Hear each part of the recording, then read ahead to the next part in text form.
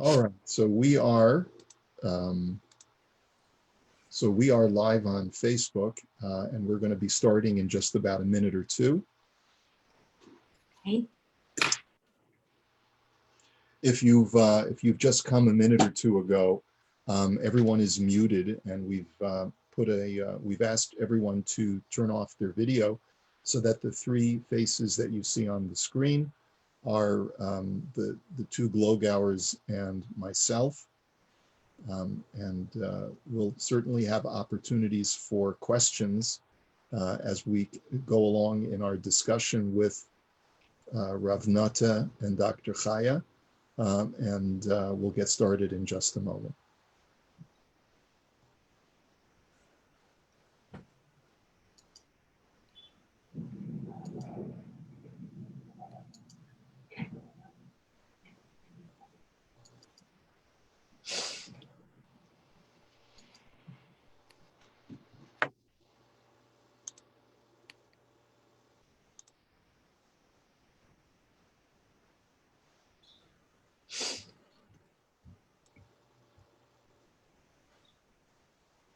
So, good morning, everybody. Shavua Tova Gutavach.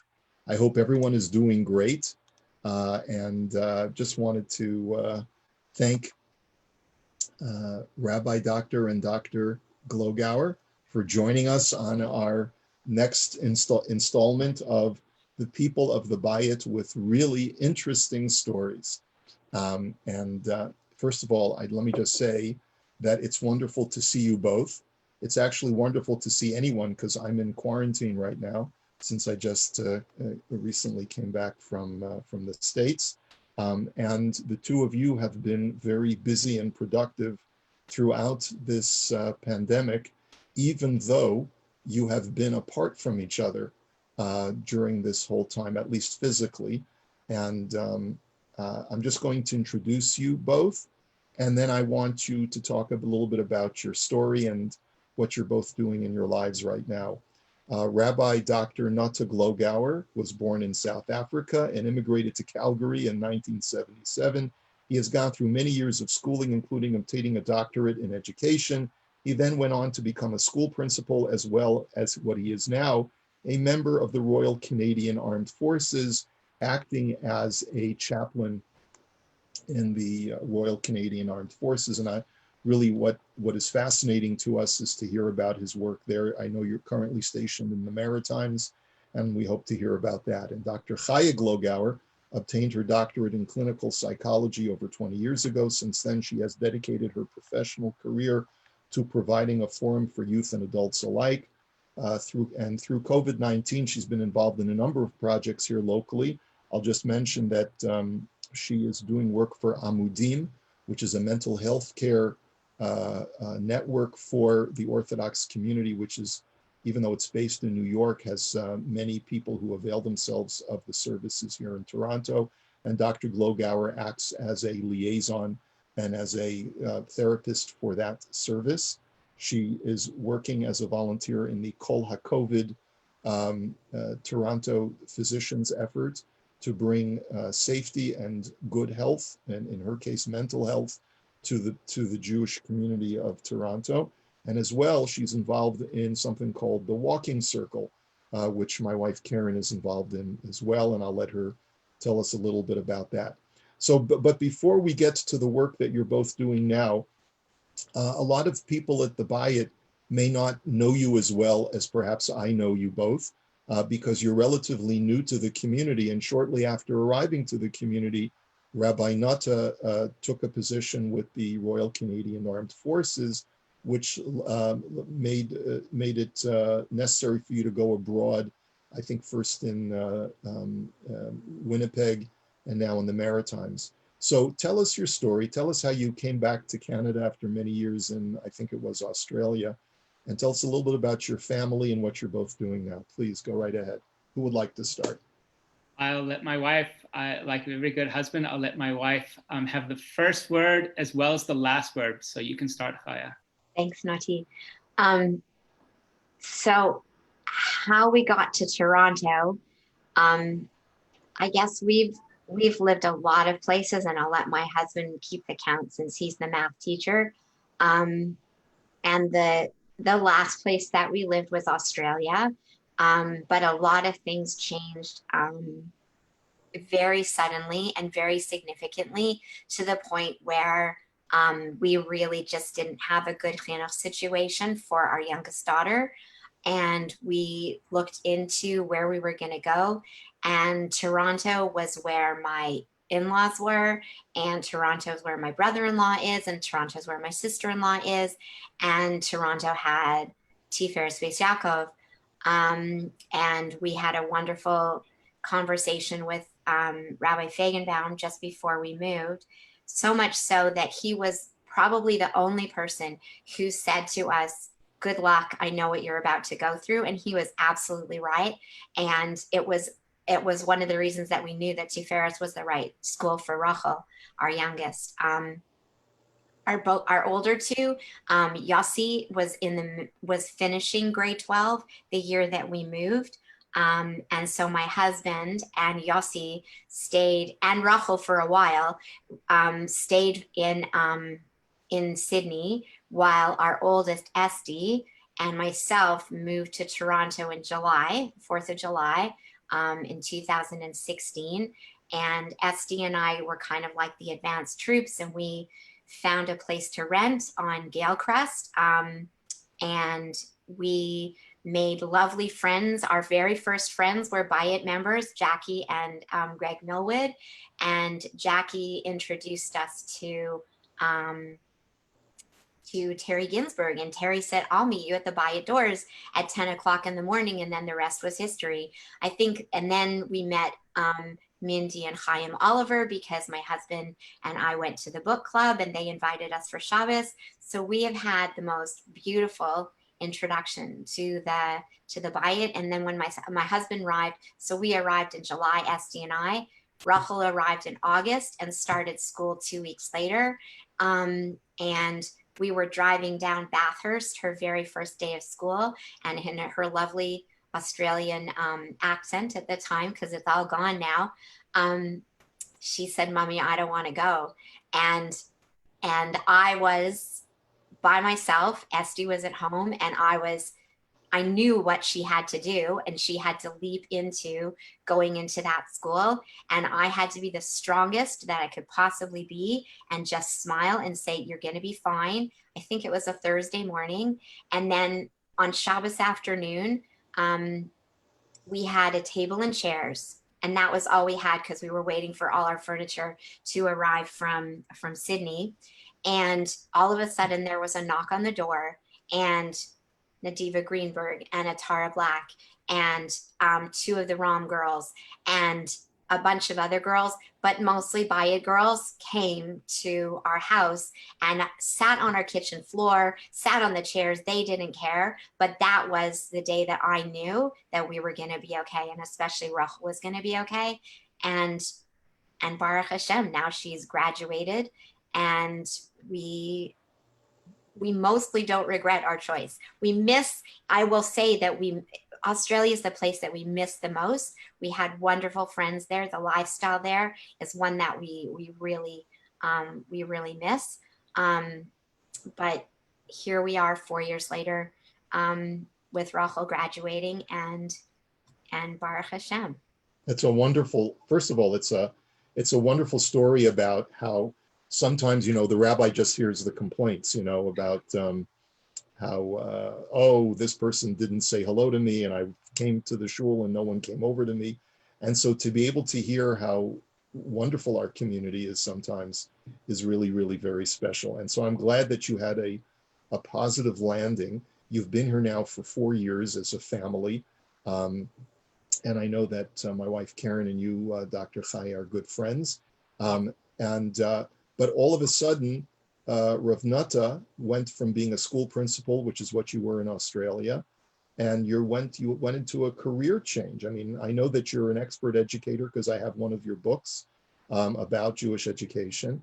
And tell us how you transitioned from being a principal of a school, a very prominent school in Sydney, to becoming a chaplain in the armed forces, please. Right. So if I can borrow from your Dvar Torah last week, Rabbi, all about journeys and stages. We've moved, and my wife jokes about in terms of the math part, since we married, we've lived in 12 different places. So I tell everybody in the military, when I got posted here from Winnipeg, and they asked how the move was, I said, maybe from a Jewish perspective, we took the traveling in the desert really literally, because I've lived in 12 different places since we got married. And, each one of those steps and each one of those opportunities, those truly were stages where we learned so much. And, I'm not sure where our destination is. I'm not sure, where that final, hopefully, obviously we know where we want our final journey to be in Eretz Yisrael, but along the way, each opportunity we have learned so much. One of my best educational experiences when I graduated with my bachelor's in Calgary. I taught in the public school system for a few years till we moved to Houston for Chaya to finish her internship for a PhD. For me, education was everything. I had an amazing, when we immigrated from South Africa to Calgary, the Jewish school only went up to grade 6. So after that, we had to go into the public school system because that's all that was there. And I went into a French immersion program. And little did I know, my mother really pushed for my brother and I to go into that French immersion program. And little did I know that was going to have huge implications even for me today. The French that I have has completely changed my life. And it was that, that stage that we went through to be able to go into that French program just changed so many things. I graduated with a degree in math and French dramatic literature, which I think you can almost not have two more extremes. And that set my foundation. When we moved to Houston, for me to be, at that time, I wasn't American. I'm actually now, because of Chaya being American, I'm a dual citizen. And I wear both very proudly. Obviously, I wear the Canadian flag on my left shoulder, but I still believe that I have that very close connection. I'm very proud to be an American as well. But from that standpoint, when we went to Houston, for me, I had some opportunities, but I decided for the first time to teach in a Jewish school. And I saw so many things from my educational experience and how we were doing things in the Jewish school that I felt, some very, very simple things had to change. But I realized the only way I'd actually be able to do it is if I had smicha. So we then, after being in Houston just for a year, we moved to Brooklyn, and I went and studied full-time for 2 years in yeshiva to be able to get smicha. Throughout the time, I'd always gone to New York for, during my summers at university, to be able to upgrade my skills and to learn for 4 months at a time in yeshiva. So it's not, even though it's a little bit crazy now because of COVID that I haven't seen my family for almost 4 months now, throughout our relationship and throughout our marriage, we've always had these little patches here and there where we've been physically apart. So I think, I'm bringing a whole bunch of things together, but we've always learned, education is all through, it's about communication, and the best educators are the ones who know how to communicate in difficult situations, being with students, being with parents, with teachers, with staff. So I learned that very early on. I had a lot of opportunities. So after I was a principal in 3 different schools in 3 different countries, the last one in Australia. And I just felt that throughout all of my stages, I'll keep using that, I felt that I'd done what I needed to in terms of making a difference in education. We took a struggling school in Australia. At that time, they had about 280 kids. And at the high point when my contract had finished in 2016, actually it was 2015 December, so 2016, we had over 550 kids in the school. Completely changed this program. We created an amazing general studies program that all the schools are ranked in Australia at the end of the year.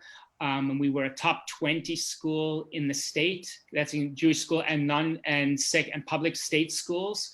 So we'd really done so much, but I just felt that, I use a little joke when I talk to people, and definitely rabbis would understand, and school principals for sure would understand, that I decided to join the military because at least when you're wearing the uniform in the military, you know who the enemies are. But when you're sitting around a boardroom table, you don't always know who those enemies are, right?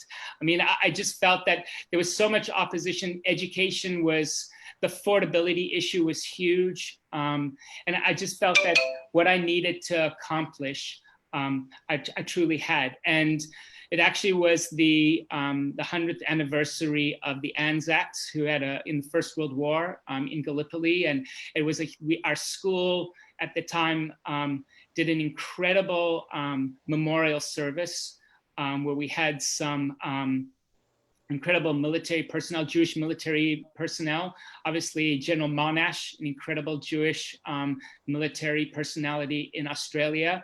There was an amazing opportunity to be able to recognize the difference that the Jewish Australians had made in the First World War.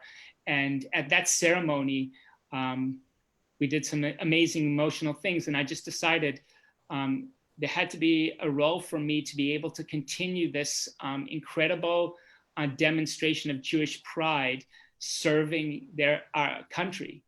Although it was in Australia, I made a connection. I knew we were going to Canada, and I made a connection with the only Orthodox regular force chaplain in the Canadian military at that time, Rabbi Laser Danziger, who was a captain who recently retired. So I made a call out to him, and I asked him, here I am, I'm in Australia. What do I need to do to be able to join the military in Canada? And long story short, it took me this was in October. I got all my documentation ready. I arrived here on the 21st of December, and the 22nd of December, I had my intake exam where I had all my paperwork, my medical, as well as there's a specific diagnostic that they take to make sure that obviously we have right education. And I took that exam on the 22nd, and the biggest hurdle was obviously my security clearance. It took 10 months because of my security clearance, having been in so many different countries, having to get all the information. Traveling to Israel every year created a huge issue because they don't see you traveling to Israel, they see you traveling to the Middle East.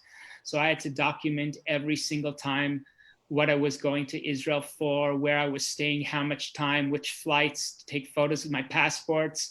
Because I traveled every year to Eretz Yisrael, that was my biggest challenge, but that was the big push for me to be able to, and how I ended up joining the military. Wow. Okay. So I assume that all of the Canadian, now your position is as a chaplain in the Canadian military, is that correct? Right. So I am officially, there are three branches in Canada. There's the Army, the Navy, and the Air Force. I wear the Air Force, which is the blues. I wear the blues. I am officially in the element. I'm in the Royal Canadian Air Force. It's a little bit complicated because even chaplains, where we come in as captains, so I'm a captain as my rank. Even though I serve, my element is in the Air Force, I'm actually posted to the Navy here in Halifax.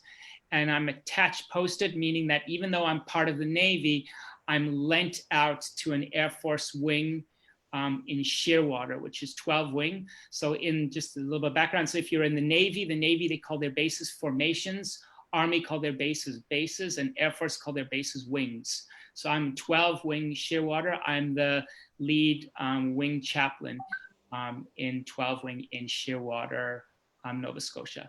And what is the main function of the Navy out in the Maritimes right now?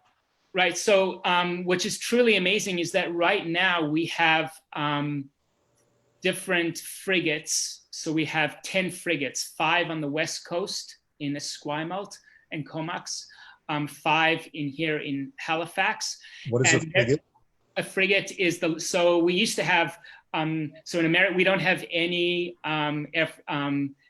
Air Force carriers in terms of the largest ship that we have is a frigate. So the frigate holds about 250 sailors.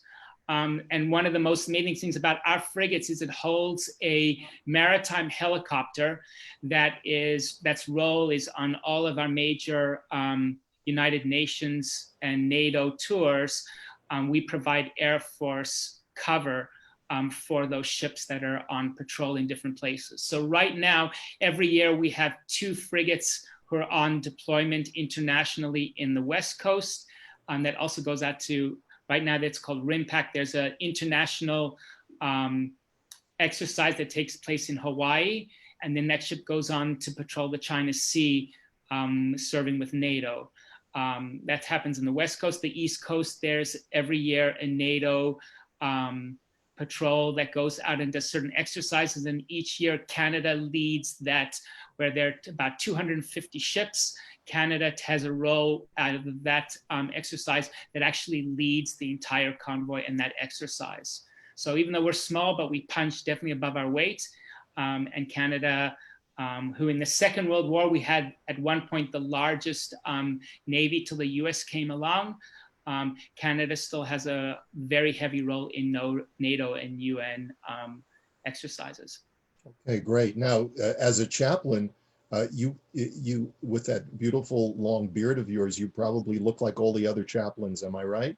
So I have to tell you, so until recently, so Rabbi Danziger, he has a shorter beard, he ties up his beard. I made the decision that if I was going to join the military was going to take me who I am.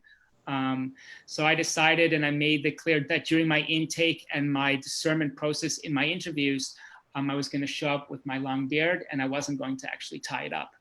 So at that point in time, it created a huge issue because in only after 2018, the military created it's called the Beard Forgin, which is a new communique that allowed members, if they weren't on operations, to have a 2-inch beard. But obviously my beard is a little bit longer than 2 inches. So when I went to basic training, I went as I was, and they decided that they were going to actually let me in. The chaplaincy was pushing a diversity policy that they were going to try and create this chaplaincy to represent all of the faiths that are in our Canadian mosaic, if you could say. So one of them was when I showed up, they decided that they were actually going to push through and allow me to keep my beard as it was. And normally you have to wear, if you have any specific requirements, you have to what is called a chit. You have to carry around a specific letter that agrees to whatever religious accommodations or medical accommodations that you have. But I also made the request that I didn't want to carry a chit, because a chit meant that, I had some special dispensation that was out of the ordinary, and I actually wanted them to accept me who I was, so I didn't want to wear a chit. I didn't want to keep a chit on me. So when I went to basic training in Saint-Jean where Saint-Jean is the training, Saint-Jean-sur-Richelieu in Quebec, there are about 1,500 to 2,000 recruits at one time doing training. This was pre-COVID. This is where your French immersion came in handy, I assume. Very much so. So I rolled up, I stood there as I was in the front intake desk, and I stood wrong. I stood in the wrong place, and for the first 5 seconds when I was there, I got screamed at for standing in the wrong place. And before they confiscated my phone, I called Chaya and I said, Chaya, what on earth have I gotten myself into? I've been here 5 seconds already. I'm getting screamed at. And she gave me a great pep talk, which she always does. And that was it for my phone for my basic training, except for half an hour during some evenings where we were given back. But that's where I stood. And in the beginning, it created a huge issue for a lot of people who didn't understand who I was. But one of the great things is that on our right shoulder, under our name tag, we wear our faith identifier. I can show you what that looks like. So when they were able to actually... Let me just say what people are looking at. It looks like the luchos. It looks like the 10 Commandments. Is that right? That's right. So it's the luchos with the Magen David on top, which actually is the faith identity that was developed in the United States in the military, that the American chaplains wore, that we adopted here in Canada for the Jewish faith. So when they actually could see past the beard and they saw that I was a chaplain, they let things go. But they were always, they're always ready to jump on you. It's called jacking you up. They're all very ready to pounce whenever they saw my beard coming around the corner. But very quickly, I was accepted. I had challenges. The biggest challenge I can tell you was, it's called CBRN training, which is chemical, biological, nuclear, and radioactive training.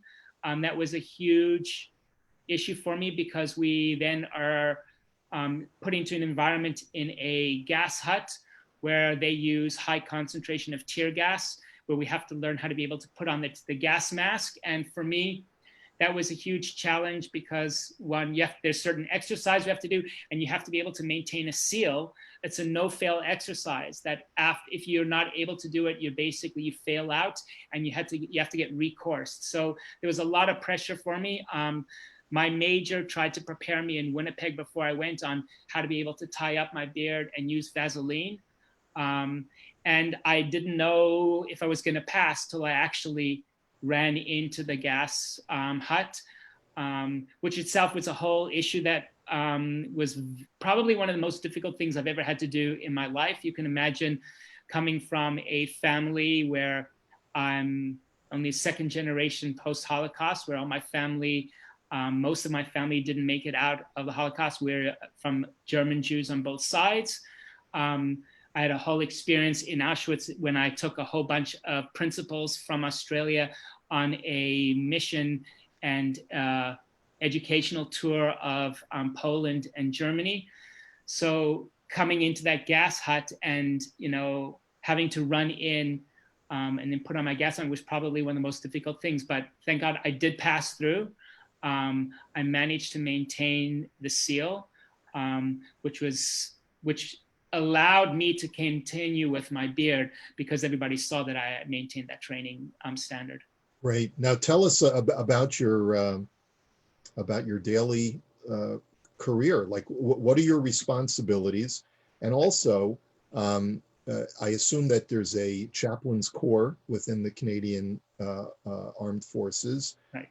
How many Jewish chaplains are there? How many Jewish soldiers are there in the Army, the Navy, and the Air Force? Right. And I, especially in the Maritimes, I can't imagine do you get a minion even of soldiers? And are you serving non-Jews as well as Jews? It's a bunch of questions, but please. Okay, so I'll try to keep them all in my head. So we are two. So the Canadian Armed Forces is split into two: reservists and regular force, which is full-time service. There are 67,000 members in the Canadian Armed Forces. Out of those 67,000, there are 280 full-time chaplains who serve the entire military. In addition to those 280, there are about 150 to 200 reservist chaplains. So the most part, the 280 full-time regular force chaplains, there are 3 rabbis. There's a conservative full-time reg force rabbi. There's now just started a Sephardi rabbi who is in Borden. So he's just started his training. And then there's myself. So 2 Orthodox rabbis and 1 Reform rabbi. There are 4 reservist rabbis, all Orthodox as well. So that's the sum total of the Jewish chaplaincy. Our mandate in the chaplaincy is that we minister to our own, support the worship of others, and care for all. So, and it's almost like a triangle, but I tell everyone that the main focus for me as a Jewish chaplain is I care for all, support support the worship of others, and look for as many Jews as I can to be able to help them in their growth. And really that's why I came into the chaplaincy myself, is that I really feel that, it's borrowing it a little bit from the US, but no Jew left behind is my motto. There are a lot of different things that I do to try and raise the profile of Judaism and Yiddishkeit that has incredible support from the chain of command in the military. I can tell you that I was very fortunate when I left. I left Winnipeg under very strange and very difficult circumstances, because you can imagine, I was told on the 9th of March that I would be posted to Halifax. And then I was told that I had to report on the 15th of March, which was like from being posted, that gave me 6 days amid the COVID environment to be able to pack everything up and move. So that was really, really challenging. So I didn't get to say goodbye to everybody, but I was extremely close with everyone. I built some great relationships. One of the most amazing things that I did was built the first time. So I know Chabad has this idea that of using the menorah and spreading the light of the menorah to be able to present that idea that out of darkness comes a little bit of light. So we push away the darkness by adding light. So one of the ideas that I thought is that never in Canada have we ever had a menorah lighting on an Air Force base. So in Winnipeg, what I did was created different initiatives to try and push the profile of Yiddishkeit with the support of obviously the non-Jewish military infrastructure. I think we should just point out, Rabbi Noteh, that the objective of Chabad and so many other groups who want to highlight Judaism in the public sphere is not just for the sake of the Jewish community, but it's also for the sake of sharing the beauty of Judaism with the entire world. Am I right? 100%. And that's where the greatest lesson where I got this from was, so I came, I fundraised enough money to be able to purchase this menorah. And then I went to the deputy wing commander. So the head of the entire base, the entire wing, is a wing commander, and he has a deputy. So I went to the deputy wing commander. I said, so I'd like to put this menorah up. And I explained, he said, look, you're talking about the menorah that was in the tabernacle? So I said, yeah. So he said, well, one of your units is the construction engineering group. So he said, you're not going to pay for it. You're going to teach them and they'll build it for you. It's like, so here I was, and I learned that, not to be timid, but to be proud of who we are. Because if we're proud, I always said that was the greatest saying I ever heard, we have to stand up for something or risk falling for anything. So if we stand up proudly for who we are, the rest of the nations will look and they'll understand that they want to be part of that positivity. So what we do is, so that year was minus 28. And I thought when and Chaya and my son actually, and Russi came, and as we stood in the command suite, ready to run outside and light the menorah, in the command seat was the wing commander. We had maybe 10, 15 people. I thought, okay, that's nice to have 10, 15 people when it's minus 28 without the wind chill is a great showing, and through that, I had 6 or 7, I found some Jewish people who on the base who I didn't really know so much that they were even there, but they heard about the menorah lighting because we publicized it as best as we could, which is my purpose of using these opportunities.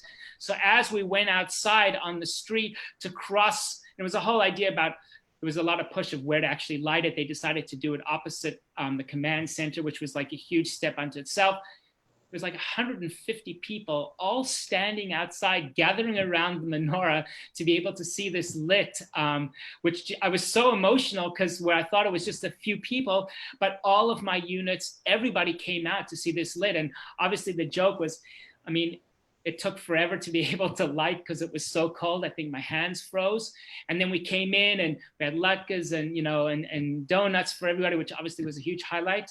So we did that. I did a model, so every year I also did a model Pesach Seder where the command structure actually came and supported. I did different, they call them Padre hours, right? In all the chaplaincy, the generic term in Canada is Padre, where in America it's chaplain. I did 7 questions about Judaism you always were afraid to ask.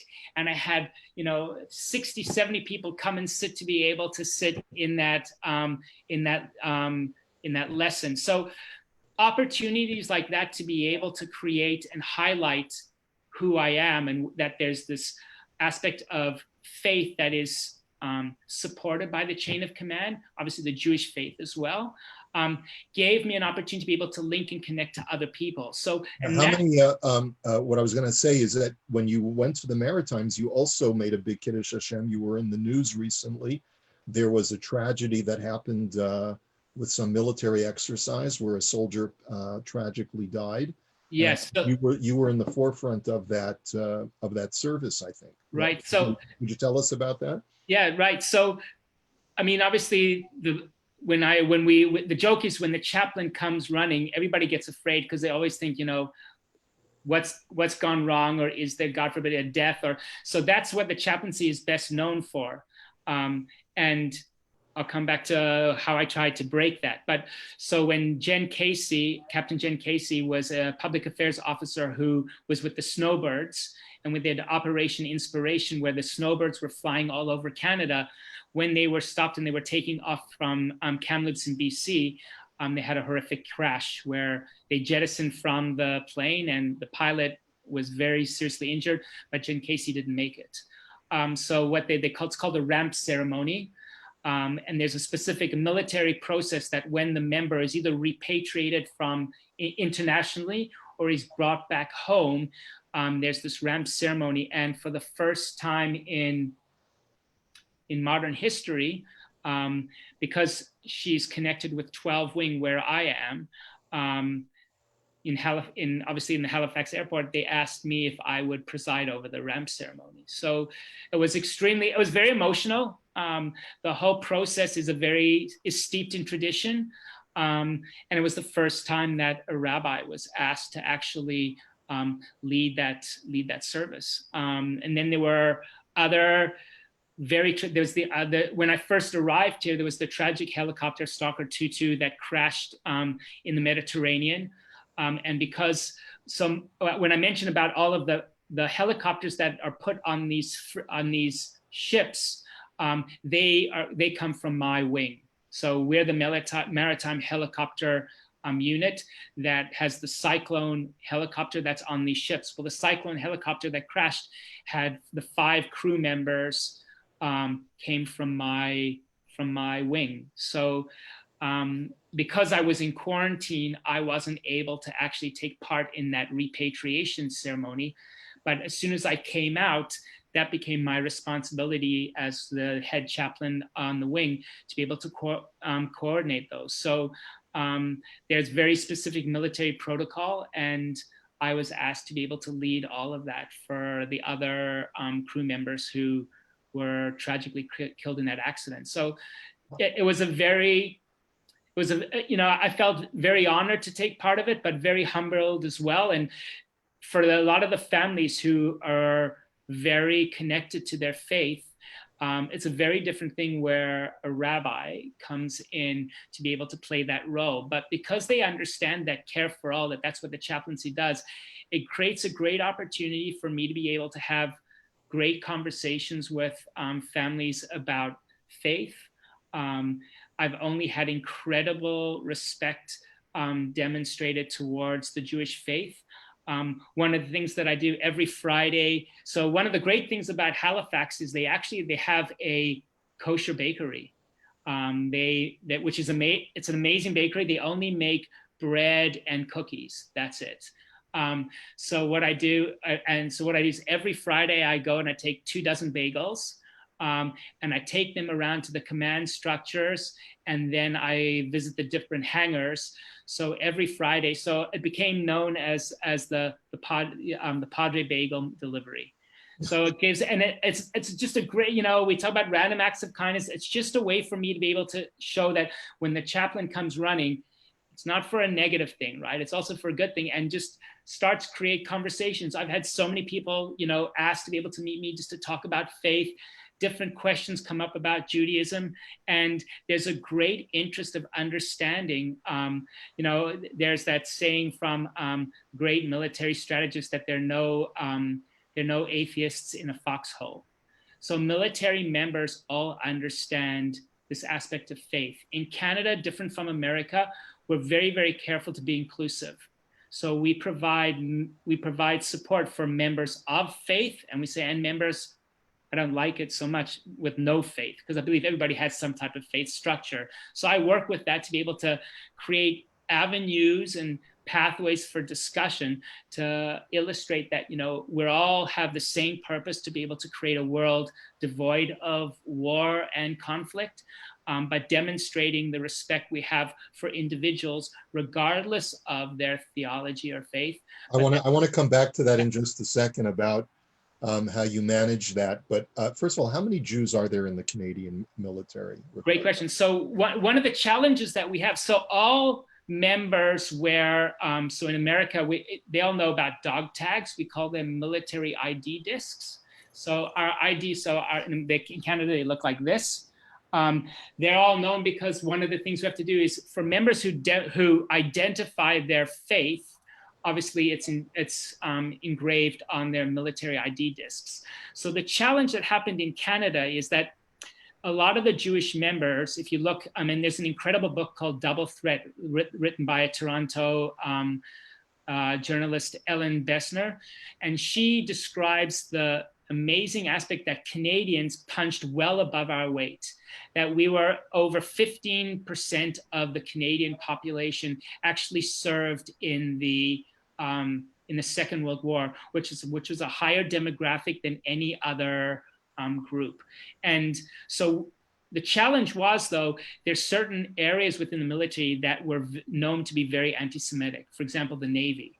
That's why I'm the first rabbi ever in Canadian history to actually serve in the Navy, because a lot of Jews did not want to go into the Navy, and all the rabbis stayed away from the Navy. Have you encountered any anti-Semitism? So I've never had any anti-Semitism, but when I was in basic training, a lot of the new recruits, you know, had a real challenge understanding what the beard was all about. And there were a couple of times where they'd make a few comments, and the amazing reaction was from the Warrens, who, like the policemen in the military, who came down very hard of anybody who either smirked or ever, just to set everybody straight. I think that just came from lack of knowledge and understanding. But I've had incredible support. We can talk about what happened on Shabbos, how I managed to keep Shabbos on basic training and on exercises. But to answer your question, so what I did was I inherited from Captain Danziger any Jewish member who popped up on his radar.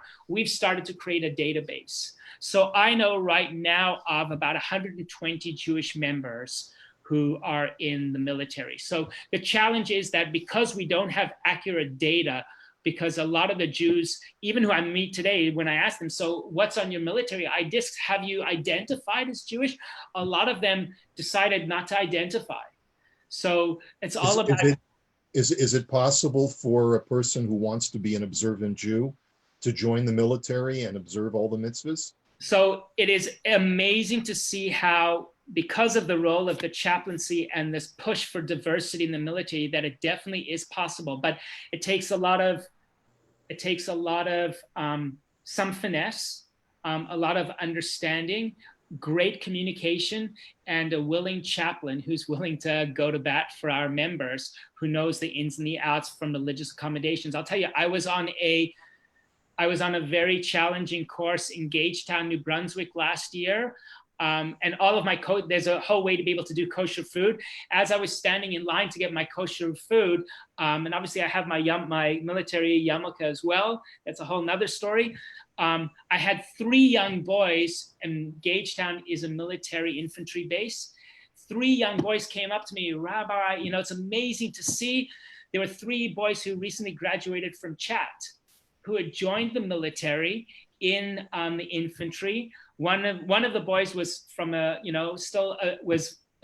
an observant family, and I managed to help that one boy get accommodations for him. He was having issues with Shabbos. Managed to get him accommodation so he could still keep Shabbos.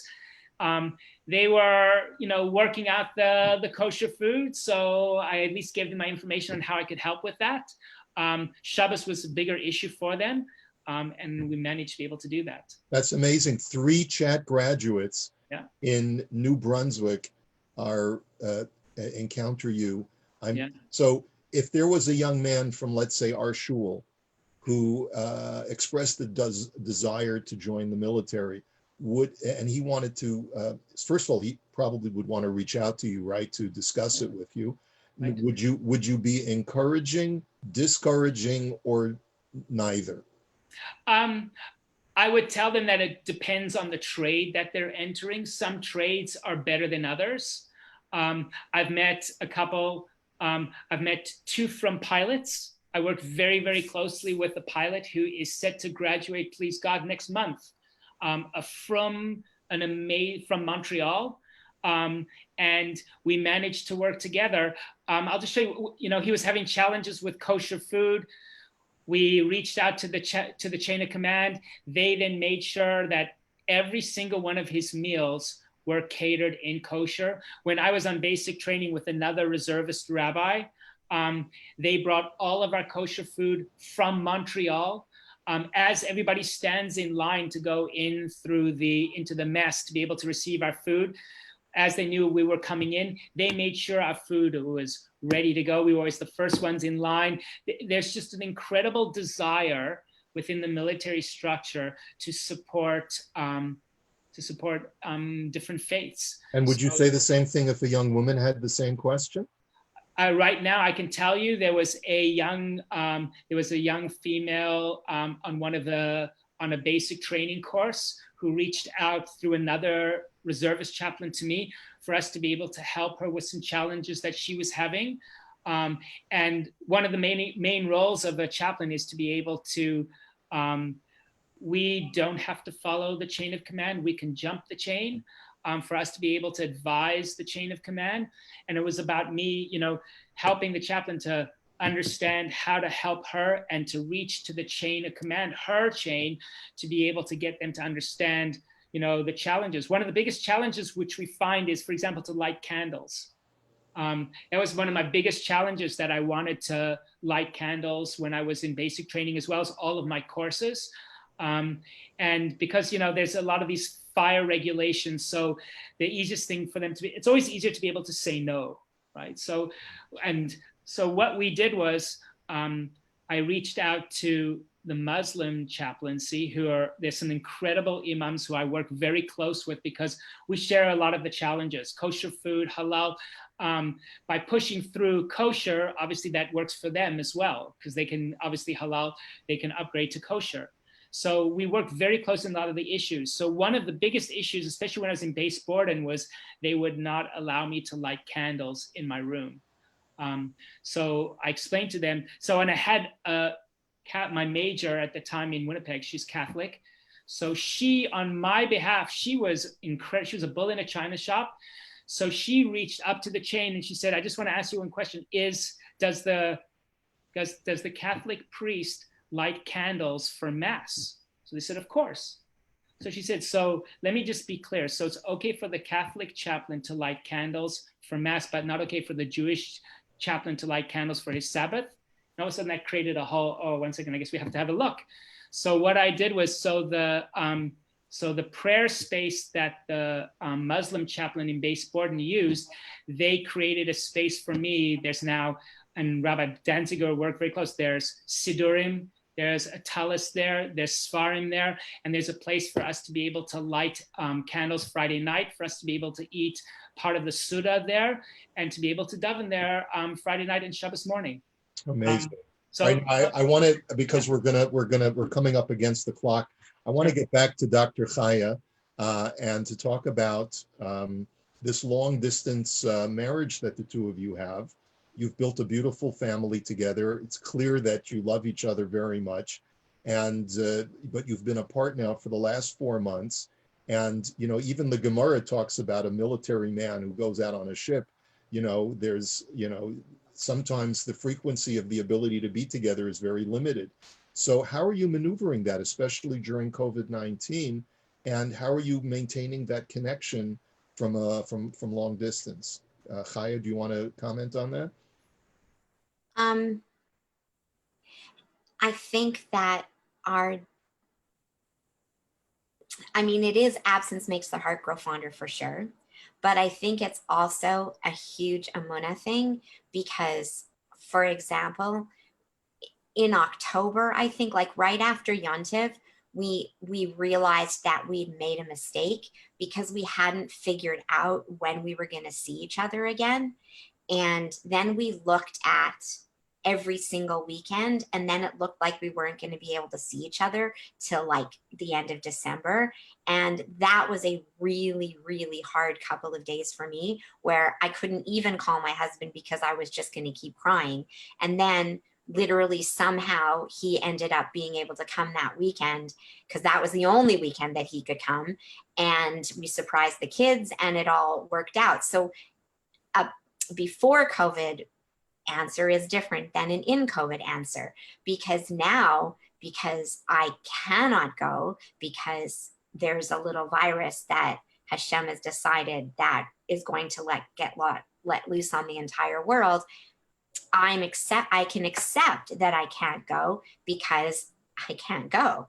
So then if you accept that you have to be here and he has to be there, because there's no way to go and quarantine for 2 weeks, or him to come here and quarantine for 2 weeks, and you accept it. And your wife actually has been so helpful to me about that, because things like Rachel graduating, because Baruch Hashem, our family is really close.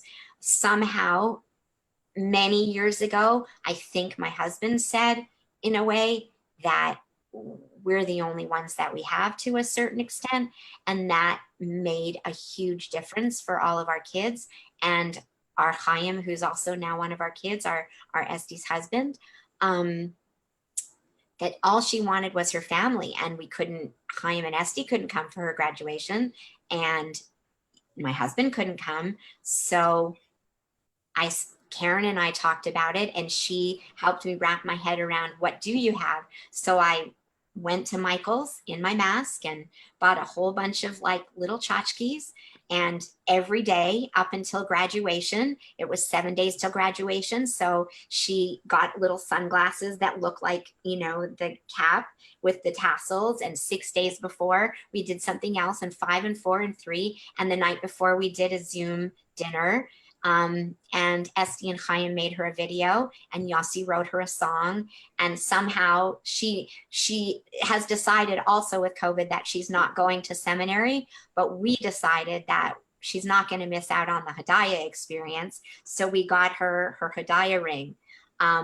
And what is Hadaya for those of us? So Hadaya, I don't know if it's a rite of passage for everybody, but for many, many girls, when they go to seminary, there's this lovely, lovely shop. I don't know if it's still in the Old City, but when we got Esti's ring, it was in the Old City. I think it's like oneofakind.il, because they make a lot of different styles of rings and jewelries and necklaces, where you choose a pasuk that means something to your child, and or you can do a pasuk on the outside and a pasuk on the inside. So Rachel had wanted and had said, how am I going to get my Hadaya ring if I'm not going to Israel? And it's not like she's like a materialistic person by any means, but it was the meaningfulness of it for her.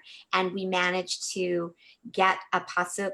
I remembered that there was a pasuk that was really important to her this year, and I just sort of nonchalantly asked her about it a few weeks ago, and we got that pasuk. And then they had a beautiful one for her name, Rachel, which we put on the inside. And I'm sure one of the consolations for Rachel is probably that a number of young ladies are not going to be able to make it to Israel this year, not just because the families are divided in your situation, but just because of COVID in general. And hopefully our communities are going to be working on creating learning programs for young ladies. I'm sure that's already in the works, but that's a little bit tangential to our discussion right now. Tell us a little bit about how you're managing. Like, when do you think the first time you'll be able to be together is? Do you have any clue whatsoever? It's really in Hashem's hands. Kai, if I could just, Rabbi, that's one of the biggest challenges, right? I just wanted to add one quick thing to what Chaya's previous answer was. One of the missions in the military that we have in Canada, it's called, we say, mission first, family always, right? And I think that, I've only been able to do what I'm able to do because I know I have the support of my family, and we're very, very close. We take a lot of opportunities to be able to remain connected. We do a few little crazy things here and there. I still give my bracha to our kids every Friday. But knowing that the support of the Bayt community is behind Chaya and the family means everything. I mean, Yossi has some incredible learning that's going on. The fact that, you know, all these things that Chaya is doing within the community and that people are reaching out to her and connecting to her. That feeling that we had from the Bayt, you know, the first time that we came, the first time I davened within the No Frills Minyan, just knowing that the community is part of our family and has been supporting us, has been so welcoming, makes it a little bit easier for me to be over here knowing that, I mean, I always say, you know, a joke that it's called the Bayt because, you know, it does feel like home, that home is extended, that they have that support. So I think that's— Thank you. I'm really happy to hear that. But not only are you being supported, Chaya, but you're also supporting so many others as well. It's not just taking, it's giving as well. Tell us about the walking circle that you're a part of, because I know that a lot of women avail themselves of it, but it's a very private group that we haven't really advertised. You want to tell us about it? Well, it started out private in a way because it was going to be a sitting and talking group. But as summer has come and as COVID came and it was impossible to all sit in a room, Karen and I weren't, and it was really Karen's idea to try to turn it into a walking group. We did it over Zoom for a while, but then as the weather got better and it just wasn't really taking off, we've added a lot of people to a walking group, which we're doing now 9 o'clock every Wednesday morning. For the most part, we're doing it. We've talked about doing it at another part, but the Warwick Hill Park, we just meet at the entrance of Dunny. Often there's only 4 of us. So, but really every woman in the community is welcome to join. So if a woman wanted to know more about this, who should she get in touch with? Karen or myself. Okay. My cell phone is not a private. I think it's the one in the Bayt directory. And people have asked from a social distancing point of view, like, are we being safe?